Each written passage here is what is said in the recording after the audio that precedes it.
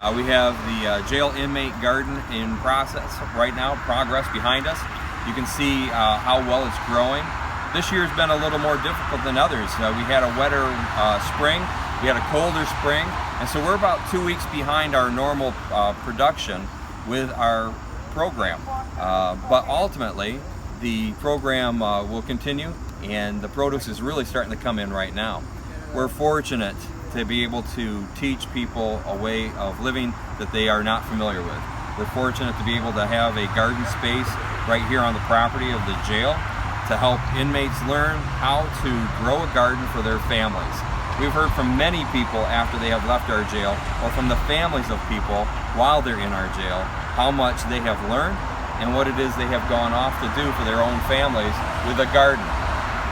You'd be amazed what you can grow in a small space and how much and how many it will feed.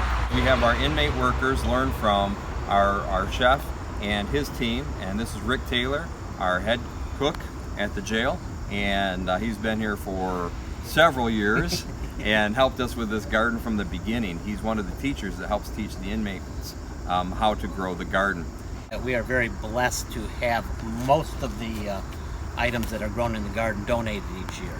So sometimes that will change a little bit what we have each year, and we found ways each time we've had something that we haven't had previously to integrate it into our menu system. In years past, we've been fortunate enough to have items that we can hang on to, such as last year we had squash and rutabagas that we cooked the squash down, froze it, and then we saved that and served that with the Thanksgiving meal, kind of a traditional type of item. Some of the rutabagas we had last year, we can store those in cool storage in the coolers. We diced those up, we boiled those, we mixed those in with the mashed potatoes, and also served those at a holiday meal. The ongoing items as they come up each year, for example, this year we've already had some kale. We cut that up, that went into some bean soup, kind of a Mediterranean style bean soup. We used some of the items fresh as they come out. We can do tomato and cucumber salads. We can use the cabbage either fresh to make coleslaw, again a good accompaniment into a soup.